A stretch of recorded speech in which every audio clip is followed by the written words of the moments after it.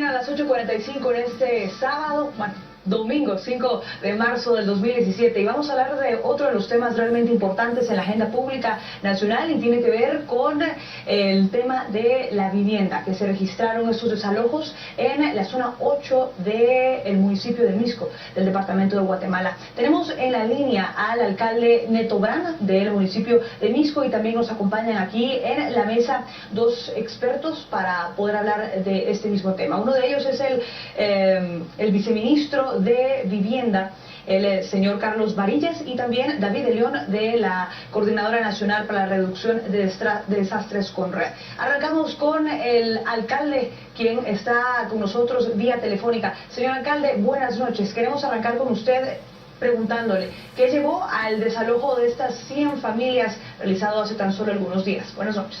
¿Qué tal? Muy buenas noches, un gusto de saludarlos. Efectivamente, este pasado viernes llevamos a cabo el desalojo de las familias que desde el sábado de Gloria del año pasado, en medio de la Semana Santa, empezaron a hacer esta invasión en la subida de Villalobos, en una propiedad privada que pertenece a una empresa que se llama Amazonia. Desde un inicio nosotros tuvimos la molestia de nuestros vecinos de Ciudad San Cristóbal, que en algún momento siempre nos mostraron que no estaban de acuerdo con que esta invasión estuviera tan cerca de Díaz Club y Valle del Sol y las diferentes colonias que están cerca ahí de esa invasión.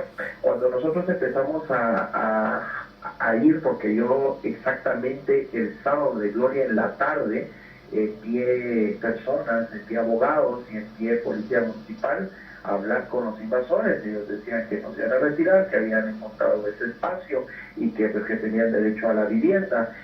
Cuando nosotros fuimos a catastro a revisar de qué era la propiedad, encontramos a los propietarios y empezamos todo el trámite que conllevaba a que el juez nos diera la oportunidad de desalojar. Pero como ahí existe como una laguna en el tema de los límites de Misco y Villanueva, primero pasó de un juzgado a uno y de otro a otro hasta irse a Villanueva, y Villanueva fue quien al final, después de un año, nos da el desalojo. La mayoría de personas que están ahí no son quisqueños, son personas de Villanueva, de diferentes puntos de la nación que viven de esto. Ellos hablan de derecho a la vivienda, hablan de tener de casa, hablan de tener una propiedad, pero en realidad viven de esta situación. La señora Margarita Valenzuela, que fue la que fue capturada ese día, vive de engañar a las personas, de engañar a personas que sí tienen necesidad de tierra y que en algún momento los engañan para poder hacer este tipo de invasiones, pero desde que empezó la invasión yo pude darme cuenta porque yo personalmente constaté los pick-ups que llegaban, ¿verdad? Entonces, en realidad esto, quiero decirles a todos de que no es que dejemos a las personas sin... Alcalde, quisiera hacerle otra pregunta. Entendemos que hay otros casos de invasiones ilegales en Misco. ¿Qué planes, qué actividades piensa realizar en relación a otros casos identificados?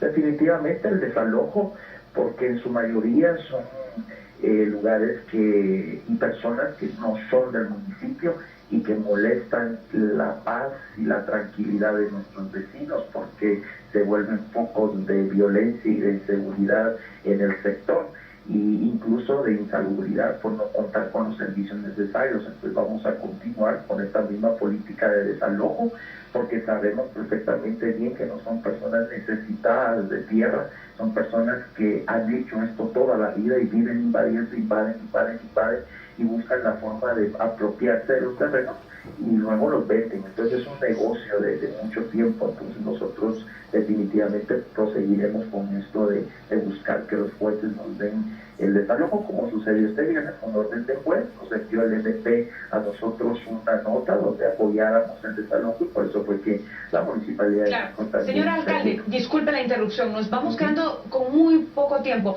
Muy brevemente, y para ya despedirle, ¿cuántos asentamientos ilegales se tienen identificados en el municipio de Misco y cuándo procederán a realizar estas medidas de desalojo que usted mismo menciona?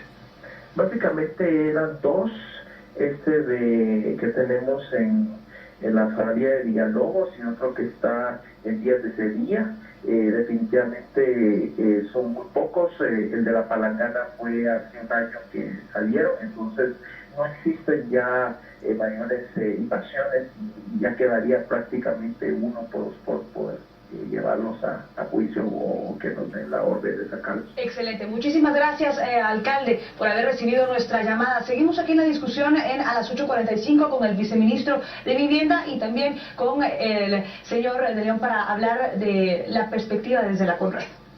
Sí, viceministro Varías, ustedes ya conocían esta situación. ¿Qué conocimiento, desde cuándo estaba esta denuncia planteada y cómo actúa el viceministerio de Vivienda en apoyo al desalojo? Sí, efectivamente nosotros no tenemos ninguna relación con el proceso jurídico que se hace para el desalojo. A nosotros nos traen a través de la Comisión de Diálogo de la Presidencia este caso desde el año pasado, cuando por primera vez se les había notificado ya a estas personas que se les iba a proceder con el desalojo, y en esa línea entonces nosotros activamos una serie de procesos para poder garantizar que a estas familias se les pueda otorgar algún subsidio, para que a través de ese subsidio ellos puedan ya buscar una solución habitacional digna y bajo todo el marco de la ley. Efectivamente nosotros tenemos mesas así como las teníamos con este movimiento de sociedad civil, la CONAPAMFE, con el movimiento Guatemalteco Pobladores, con CODECA, en fin, con toda una serie de organizaciones donde buscamos ir dando soluciones. Pero en el caso concreto del desalojo, ¿ustedes les ofrecieron un subsidio, alguna solución alterna? ¿La aceptaron, la rechazaron? No, exactamente. Se inició el proceso, pues hay un proceso a través de hacer estudios económicos, garantizar que no tengan ellos otros bienes, en fin, y ya luego de ese proceso entonces el siguiente paso es la aprobación de los subsidios para esas familias. Como les decía yo, como se medió a través de la Comisión de Diálogo, efectivamente todo ese proceso se inició. Nosotros tenemos ya los expedientes para poder otorgar los subsidios a estas familias. Son subsidios, no soluciones habitacionales. El subsidio sirve para que ellos puedan contratar una empresa o comprar una vivienda, inclusive con una operación de crédito. Señor de León, la CONRED se ha pronunciado al respecto y ha dicho que estos asentamientos ubicados en la zona 8 de Misco son inhabitables. ¿En qué condiciones se encuentran? Bueno, sí, desde que hablamos, la condición, por ejemplo, del suelo, más allá de 15 grados de inclinación, se recomienda que no sea un punto para vivir. En este caso, vemos más de 400 asentamientos en todo el país, que son puntos para nosotros preocupantes, puntos de riesgo. Si tomamos en cuenta... En todo el país, 400. En todo el país, alrededor de 400. Y hablamos que aproximadamente 1 millón de personas habitan en esas condiciones. Quiere decir que la preocupación, y es ahí donde también de la parte de las diferentes municipalidades y el proceso que CONRED ha llevado es poder entregar mapas de riesgo para que se identifiquen esos puntos. Y luego también apoyo en algunas evaluaciones, como el caso de la zona 8 de Misco, por ejemplo, en donde CONRED emite una serie de recomendaciones para las autoridades, el hecho de no permitir que las personas habiten en esos lugares por el mismo peligro. Y ya luego pues es un asunto a nivel municipal que un juez pues ya realiza o hace una condición como la que ocurrió la semana anterior de pues realizar un proceso de desalojo. Pero en el caso concreto de CONRED pues acompañamos en el proceso de la evaluación, se emiten las recomendaciones para que las autoridades pues tomen en cuenta estas recomendaciones que nosotros damos y evitar que las personas estén en una condición de peligro. Señor de León, pero hablamos de 400 puntos de riesgo en todo el país. ¿Qué acompañamiento o presión hacen también ustedes como coordinadora con las demás instancias a quienes ya les toca proceder con el desalojo? ¿Siguen ustedes, por ejemplo, con el Viceministerio de Vivienda, con el Ministerio de Comunicaciones o con las mismas autoridades judiciales ejerciendo una especie de presión o de alarma con ellos? Bueno, sí, la preocupación año con año y nos preocupa más en cuanto a la temporada de lluvias, por ejemplo, que es cuando ocurren en estos puntos los deslizamientos y en donde hemos tenido personas que han fallecido debido a estas condiciones lamentables. Entonces lo que hacemos es recordarle a las municipalidades que este es el punto de riesgo, recuerde que en este lugar ha ocurrido, puede ocurrir, y si hablamos por ejemplo de la probabilidad del riesgo, es eso, es una probabilidad, puede ser que ocurra en un sector determinado o que ocurra en otra parte cercana, pero la condición de peligro en una ladera, por ejemplo, es latente. Lo vemos acá en el municipio de Guatemala o en el área metropolitana en sí, en donde año con año se tiene invasiones nuevas y es un problema que se ha dado después del 76, después después del terremoto, en donde las personas, la migración que se da hacia la capital es día a día, pues vienen más personas y también hay personas que también se dejan llevar por estas condiciones que, por ejemplo, hablaba el alcalde de Misco, que se aprovecha también de la necesidad de las personas en poder decir este lugar usted puede habitar, y luego se dan ese tipo de problemas. Viceministro Varias, ya la Conred anuncia 400 asentamientos, cerca de 1 millón de personas en riesgo. ¿Priorizan ustedes la atención a este desalojo o retirada de estos lugares con tanta peligrosidad? Sí, efectivamente nosotros estamos priorizando tanto la parte de conflictividad por este tipo de situaciones como la parte de riesgo. Estamos trabajando nosotros una política de mejoramiento integral de barrio, conjuntamente con la Conred, que lo que busca efectivamente es primero ver dónde están estas familias, comenzarlas a identificar, inclusive hacerles un perfil socioeconómico para ver su capacidad, por ejemplo, de poder abordar un crédito, y entonces priorizar los subsidios para darle respuestas. Pero tanto el alcalde Branco como aquí el señor de León mencionó de que muchos lo utilizan como negocio. Incluso se habla que en el caso de lo sucedido el viernes había gente con documentos falsificados, presentaron títulos falsificados. ¿Cómo hacen ustedes para evitar que a través de estas falsificaciones aprovechen esos subsidios o soluciones que ustedes pudieran? Sí, nosotros fundamentalmente pues tenemos que revisar que las familias que estén solicitando ese subsidio tengan la carencia de bienes, que esos son una serie de documentaciones que vienen emitidas por el Ministerio de Finanzas, y a eso nosotros nos da la garantía, aparte de otros parámetros económicos que vamos viendo, para ver si la familia es o no sujeta para que se le pueda dar ese subsidio. Eso es lo único que nosotros tenemos que ver. Ya todo lo que tiene que ver con el tema de invasiones, ahí no entramos nosotros directamente en eso. Lo que estamos buscando con estos programas, y hay un caso que hemos trabajado con Conred, que es el caso de Jesús de la Buena Esperanza, que está bajo el puente Belice, donde nosotros estamos ya programando un proyecto donde no se les van a regalar las viviendas, sino que se les van a dar créditos a las familias para que se puedan autofinanciar esos proyectos, e ir trasladando poco a poco aquellas zonas de mayor riesgo, donde pues la posibilidad de que suceda una tragedia latente. Señor viceministro, 2 preguntas muy concretas. En el caso puntual de estas 100 familias, ¿hacia dónde serán trasladadas? Y el segundo punto, usted hablaba de que se les va a dar un subsidio para aquellos que tengan capacidad de pago, lógicamente. ¿Qué pasa con aquellas otras familias que pues no presentan capacidad de pago? El subsidio que da actualmente FOPAVI es de 35.000 quetzales. Con ese subsidio entonces la familia puede buscar una solución de 35.000 quetzales, que nosotros obviamente las tenemos mapeadas, que normalmente pues son en las zonas más alejadas, digamos en el área metropolitana, o con esos 35.000 ellos pueden luego buscar un crédito de, por ejemplo, 15, 20, 50.000 quetzales para poder completar una solución de una vivienda mucho mejor. Nosotros de nuevo no construimos las viviendas, sino que hay una relación ahí ya con el subsidio, donde las familias pueden escoger desarrolladoras, escoger proyectos que ya existan, escoger activos extraordinarios de los bancos y poder entonces trasladarse a estas opciones. Obviamente entonces probable que no se les vaya a trasladar a todas las familias juntas, al menos que se encuentre por parte de ellos un desarrollador que tenga un terreno con los lotes ya a esos costos.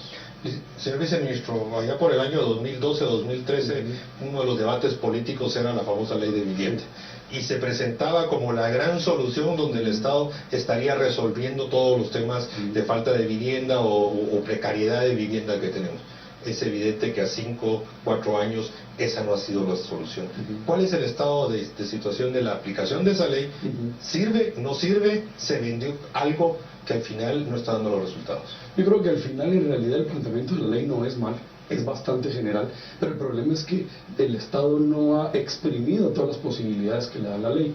La ley da una amplia paleta de opciones para impulsar programas de vivienda con distintos socios, con cooperativas, con municipalidades. ¿Ustedes están realizando eso? Nosotros ahora estamos planteando una serie de nuevos programas que justamente miren a poder aprovechar esos espacios que da la ley y poder desarrollar. Actualmente cuenta un programa nada más, el Fondo para la Vivienda.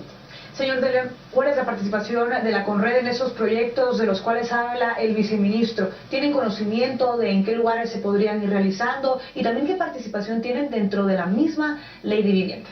Bueno, nosotros en este caso lo que hacemos es apoyar, por ejemplo, con evaluaciones de riesgo en diferentes áreas, porque aquí se prioriza mucho el tema de la inversión. Por ejemplo, en donde el Ministerio de Comunicaciones o el Viceministerio directamente pretende dar un apoyo en sí, o en todo caso a las municipalidades, y es el trabajo de nosotros como Conred que realizamos, llegar a realizar una evaluación y recomendar si es un terreno en donde se considera apto para vivir.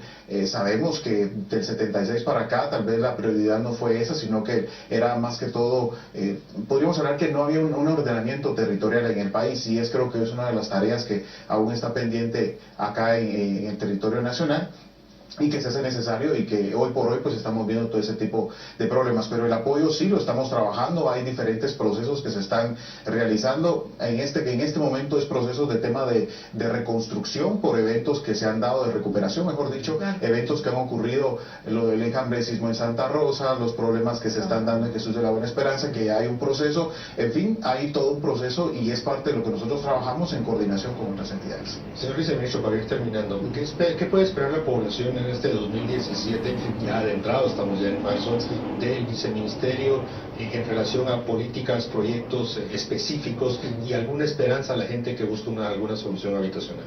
Sí, efectivamente nosotros estamos conjuntamente con otras entidades como por ejemplo el FHA, tratando de comenzar a generar condiciones para que sea el principal problema que tiene el país, que no hay una oferta. Yo podría darle subsidios a miles y miles de guatemaltecos, pero actualmente... ¿Qué presupuesto dispone? El sector privado 122 millones. 122. Es un tema complicado. Pero vamos, aparte de ese tema, que eso nos alcanza para más o menos 3.500 subsidios. Pero aparte de eso, en realidad el tema es que no hay una oferta que esté abajo, por ejemplo, de los 250.000 quetzales, que es el límite o lo que entendemos por vivienda de interés social. El mercado no está construyendo casas de ese tipo. Entonces, lo que tiene que generar el Estado son condiciones para que el mercado pueda llegar a esa base de la pirámide. Es justamente en eso lo que nosotros estamos trabajando. Los nuevos mecanismos de pago, la segmentación de la población, los nuevos programas, las nuevas políticas, miran a que el sector privado, serio además, se sume a estos esfuerzos y comiencen a desarrollar esa oferta. Excelente, muchísimas gracias a ambos, al señor De León y al señor viceministro, por habernos acompañado en esta edición de domingo a las 8:45. Con esto le deseamos un excelente inicio de semana de parte de Mariano Rayo y su servidora Ana Lucía Mazariegos.